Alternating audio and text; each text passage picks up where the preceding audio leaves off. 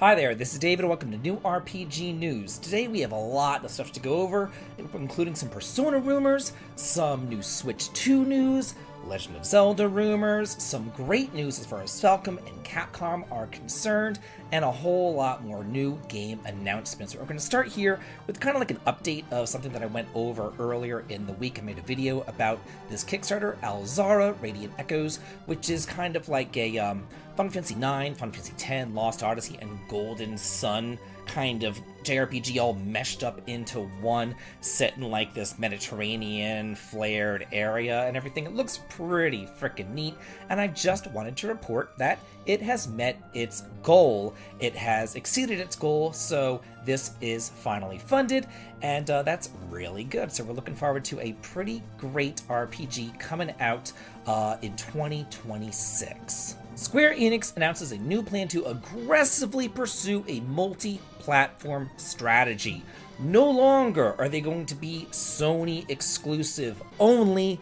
They want to be on every system at all times. It says this includes the PC, the Xbox, the Nintendo Switch, as well as the PlayStation. It looks like all the exclusivity contracts that they've been signing and everything for Sony, that's not really working out in their favor. And it seems to me that they are blaming 16 and 7 Rebirth's, I don't want to say failure, but just the way that they weren't able to reach expectations, I should say. They're blaming that on console exclusivity, and if they were available on the Xbox or the PC, then that probably wouldn't have happened, and they probably would have sold a whole lot better. So it says here, for HD titles, the group will aggressively pursue a multi-platform strategy that includes Nintendo platforms, PlayStation, Xbox, and PCs, especially in regards to major franchises and AAA titles, including the catalog titles. They are talking about the Final Fantasy series. They are talking about the Dragon Quest series here. They said in a different article when they were talking about AAA titles and HD titles and things like that, they actually talked about the included Dragon Quest Monsters the Dark Prince in that. So they are talking about Dragon Quest there. It says, we will build an environment where more customers are able to enjoy our titles. In addition, it will also devise a platform strategy for SD titles that will include not only iOS and Android, but also the possibility of PC launches as well. So it looks like even if they have something standard def or a smaller game, they want to at least put that one on the PC and not just keep it on mobile.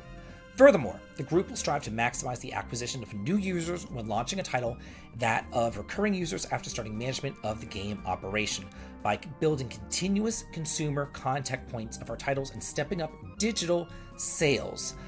It also says right here, it says, moreover, the group will engage in initiatives which focus on the acquisition of PC users. So it looks like they really do want to pursue this multi-platform strategy. It makes sense to me personally, like if you're going to release it on the PS5, to also release it on the Xbox and also release it on the PC. They're all pretty much like the same power. I get if you skip Nintendo, like I get it, but like at least those three, like it just makes sense as far as I'm concerned.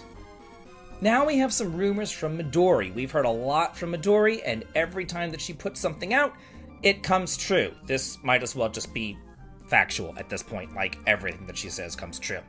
So here we go. There's a project at Nintendo with the codename U-King-O. It might be related to the rumors of the next Nintendo console codename. Then she goes on to explain exactly what she's talking about. U-King is the codename for Breath of the Wild, and Nintendo uses suffixes for ports of previous titles. If they're talking about a 3DS title, they would use the suffix C. If they use the suffix S, they're talking about Switch ports. But there has never been an O suffix before. So U-King, Breath of the Wild, O. There's never been an O suffix. Well, there is a Switch 2 out there, so yeah. Like that's basically what they're going on about. Somebody else says, this is an enhanced version of Breath of the Wild. Breath of the Wild's codename is U-King. For Switch 1 ports, Nintendo likes to add the suffix S to a game's code name, but this one has an O suffix, which they've never used before, so this is probably for the successor.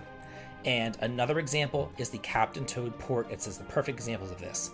It was Kinopio on Wii U, Kinopio S on the Switch, and Kinopio C on the 3DS. So we have a U-King O Never had that suffix before, never had a Switch 2 before, so obviously that's what we're going at here, that there will be a upgraded port of Breath of the Wild for the Switch 2. And Midori strikes again, this time with some Sega news. She goes on to say, the current plan at Sega is to make Like a Dragon, Persona, and Sonic annual franchises through the use of new titles, remakes, remasters, DLC expansions, and other media. This is unannounced information. So we now have new annual titles. The one that I really care about, well, the two, I guess, that I care about is Persona and Like a Dragon. I love the Like a Dragon series, especially, well, really, any of the ones that star Ichiban, because they're turn-based. That's what I like. So it says right here, but that does not mean that a brand new numbered Persona title is releasing on each year. Spin-offs are also counted as new titles. The quality of the Persona series should not change, because multiple titles are developed at the same time across multiple years. So the current stage of Persona is entered development in 2019. The current stage is P6, P3R, P5 Tactics, Tactica, and P5X, which is the mobile game right there. So then somebody asks, and they said, whenever you say Persona, are you talking about Persona specifically, or do you also mean SMT? And she says, just Persona. So again, this does not mean that we're going to get a Persona 6, then a 7, then an 8, then a 9, then a 10. What this means is that we're going to get a Persona 6, then we're going to get like a Persona 6 Strikers, then a Persona 6 Dancing All Night, then we might get a Persona 6 Mobile, but each of those will be annual until we finally do get that Persona 7. That's what she's talking about here. Yosuke Saito is working on a new project with Yoko Taro and Kiichi Okabe. They say it might be Nier, it might not be Nier as well. They go on to say, this is in an interview right here. It says, I've been talking about wanting to do something with Yoko and Okabe for some time now. I'll have something a bit more put together to say in the not too distant future, so please stay tuned. It might be Nier, it might not be Nier. That's about all I can say for now. Saito also said that he had other projects in the works. I'm doing various things with the idea of creating something that does not yet exist. I can't devote my time to that fully, so most of it has been left to the staff, but it's turning into something quite interesting. I'm looking forward to the day that we can announce it. So if you're looking forward to, another Nier, there might be one coming, but there might not be one coming. We don't know. This is, again, an announcement about an announcement about an announcement. But, so it's just fun to talk about these things and fun to speculate about these things. We have an Indie Live Expo 2024 featuring over 100 games. This is going to be showcasing on May the 25th, the day after my birthday, at 1 a.m. Yeah, 1 a.m. in the morning, Pacific time, 4 a.m. Eastern time. Woo-hoo. Great timing there. And it goes on to talk about all the various things that's going to be happening. We have over 100 hand-picked titles it's going to be talking about throughout a variety of segments, and then they do showcase and highlight a couple of them right here. Witch and the Lilies is a romantic JRPG dungeon crawler right here. We have a cozy tea shop simulator, Kimono Tea Time, Cards RPG, The Misty Battlefield with a roguelike deck builder. So there are some RPGs in here as well, Metroidvanias, puzzles, all sorts of different stuff in here if you wanted to stay up that late and watch it. I don't know. Personally, I'll watch it whenever I wake up in the morning, if you know what I mean. Like, that's kind of ridiculous. But yeah, this does look pretty exciting. We have a cool collector's edition to go over. This is Needy Streamer Overlord. A Switch physical edition has been announced for North America. Pre-orders are now available right here over on the Serenity Forge store, and I will include a link to that in the video description as well. There's a collector's edition for $140. It comes with a whole bunch of stuff right here. That's a physical copy of the game, an interior art case, a soundtrack downloadable card, a reversible chipboard standee, a glitter sticker sheet that's still sparkly, apparently, a K-Angel fan happy coat, spinning acrylic charm, phone standee, and K-Angel chibi plushie. Much cheaper, about $100 cheaper. There's a premium physical edition for $45. You still get quite a bit of the stuff there, but not a lot of the little extras and all of that. Then a little bit cheaper than that, there is an original soundtrack vinyl if you're into records. That is available as well. All this is on the Serenity Forge store, and I will again include a link for this if you want to check this out. Neptunia Game Maker R Evolution is coming to the Xbox in 2024. We do not know when, but it will be coming out this year. The PlayStation and Switch versions already launched on May 14th. You would think that these three games, or that the game would have come out on the three systems simultaneously. Like, I don't know why Xbox is behind. Like, that doesn't really make sense. It will be available both physically and digitally in the West. I have talked about this game pretty extensively, but let me just read the About section one more time. It says, in a world of powerful rival game makers, within the game maker world, in order to acquire shares, game makers have started to wage a battle for supremacy. And so, a new game maker steps into the fray, attempting to endure the battle for the survival of game industry. And I did want to thank Idea Factory. Again, they actually sent me a physical copy of this game, and I did a little short unboxing it for that. So that was really cool. Thank you, Idea Factory, for that. A comedic yet serious RPG, Serial World, has been announced for the PC. This is a deck builder coming to the Steam in 2025. It'll support both English and Japanese language option. It says, this is a comedic yet serious RPG where a boy named Milo and a mysterious creature Anima venture into a fantastical world to solve the town's mysteries. Looks kind of Earthbound-ish to me, if I do say so myself. Like, almost like Earthbound 64, you know, the canceled project there. That's kind of what it's giving me vibes of. Whether you've played deck building games before or not, everybody can enjoy this adventurous tale, embark on a journey into the mysterious world to solve the city's disturbances.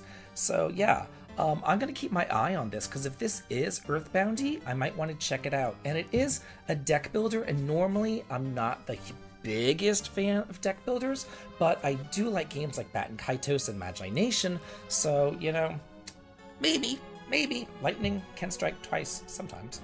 Dice Folk is launching for the Switch on June the 20th and is currently available over on the PC.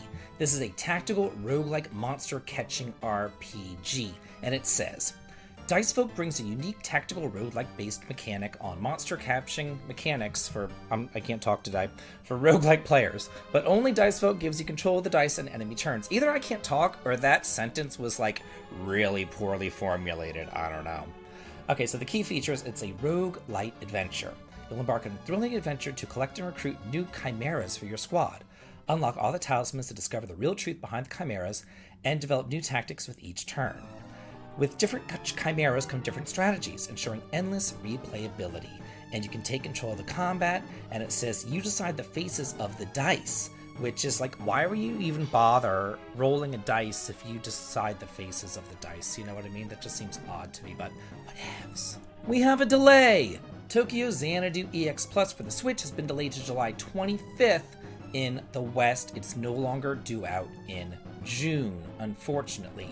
So, this game came out originally back, gosh, when did it come out? 2017, it says right here, 2017. So it's been out for a hot minute right now.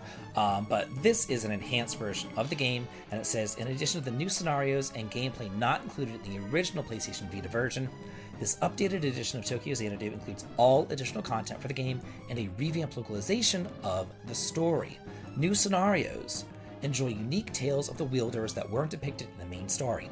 Once you've completed the game, get access to an all-new quest and carry on the adventures. There's new playable characters, new monsters, dungeons, and bosses, and you can play as Mysterious Knight White Shroud. There's a new boss battle mode, where you revisit battles with various bosses that appear in the main story. The time that you spend on each battle is recorded. How fast can you defeat each boss? This mode also features Boss Rush, where you can battle bosses one after another. I know that a lot of people really like this game, and I did have a Vita, but I didn't buy a whole lot of games for the Vita, so I skipped this one over.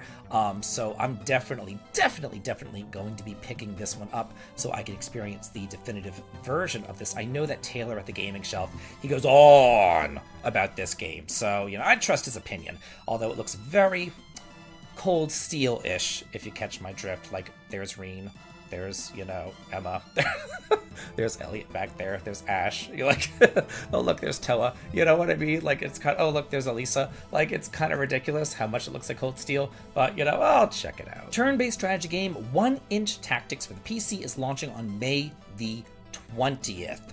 It's going to cost $20, they said. This features an interactive 3D playing field, and the game resembles a multi-dimensional board game, creating a relaxed tabletop gaming atmosphere. You choose from a variety of missions, traverse mountains, urban areas, fortresses, and more, making sure to use the right equipment for each setting. Keep in mind line of sight and line of fire, as your strategy will have to take into account hilltops, cliff shadows, and shields. Carefully search for and uncover the enemy positions to gain the upper hand in your operations.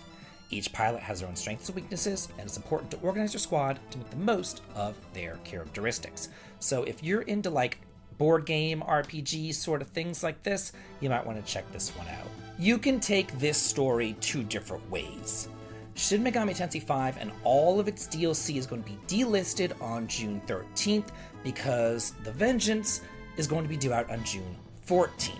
So some people might say, oh, this is so crappy. Oh my god, I can't believe that they're taking this down. Why don't they just leave it up? You know, all this kind of stuff. So that's one way to take it. Another way to interpret the story, and the way that I personally would like to interpret the story because it makes more sense to me, is to say, let's say that you're Joe Blow consumer and you're out there and you don't really know what it is that you're seeing, and you automatically see SMT5 and then you see SMT5 Vengeance and they're right next to each other. And you're like, what's the difference? I don't know what this is. And so then you buy the SMT5 only to later figure out that that's the inferior version. So then you're like, damn, I should have got the Vengeance version.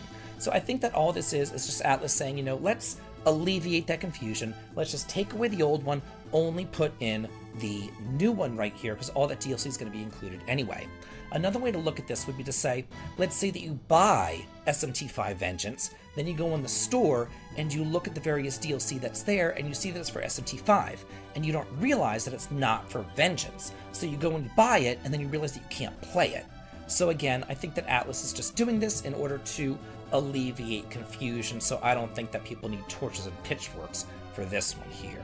Now we have some good news with a little bit of bad news, but mostly good news. Falcom sales in North America, Europe, and Asia have exceeded expectations. Oh yeah! Yeah, Stell, tell them. It says, most significantly, sales have exceeded expectations across North America, Europe, and Asia.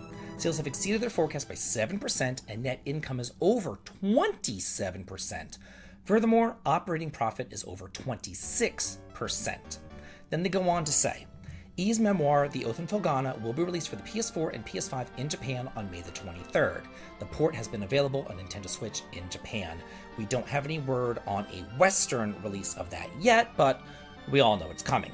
Then they go on to say that multiple E's projects are in the works right now, but they are not new, meaning that they are ports or remakes. More than likely, Ys 5 Sand City of Kefin, because that one is just lost. It's literally just lost. So, you know, we really do need that. And I know that there was, I can't remember exactly what the name of it was on the PSP. It was called like Ys versus Kaseki, some like fighting game or whatever. So maybe there's that too, that they might be bringing over and redoing. Then it goes on to say, Legend of Heroes Trails Through Daybreak will be released for the Nintendo Switch, PS4, PS5, and PC on July the 5th, 2024. So let's go ahead and check that out right here. I am on the NIS Online Store website, and the PS5 version sold out. The PS4 version sold out. The Nintendo Switch version, 10%. Stock is getting low, dude. 10% left of the Nintendo Switch version. So, if you want this collector's edition, now is the time. You have to get it for the Switch. It's the only one that is available. But now is the time to grab it. If you want it, it is $100. I've gone over this extensively in the past. Don't come at me and say that I'm only bringing it to you now, because I brought it to you like 6 months ago. So, you know, you only have yourselves to blame. Some pretty exciting news if you're into Western RPG, and I have played the Dragon Age series before, and I actually really enjoyed the Dragon Age series. So this is one of the very few Western RPGs that I can actually get into. So, Dragon Age Dreadwolf is going to be launching this financial year, a new report says. A threat looms in Thedas. These 5 words, set against a murky purple background, are what greet those who visit EA's homepage for Dragon Age Dreadwolf. Although a recent Eurogamer report has the next installment of this beloved Western RPG series due out by the end of the financial year, which ends March 31st of 2025. It says, since the Dragon Age Dreadwolf teaser at the Game Awards 2020, the game has cleared the alpha phase. This past December, we have learned that a full reveal is coming this summer. So right now we're just getting a little tiny tease, but summer is right around the corner, so we should be seeing this in the upcoming months.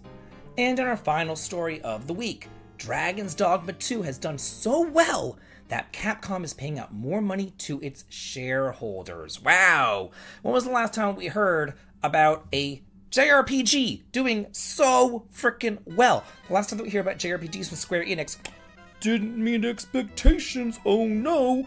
Or, you hear these other things, well, if this one doesn't sell enough, we're never going to see the series again. Hello, Star Ocean.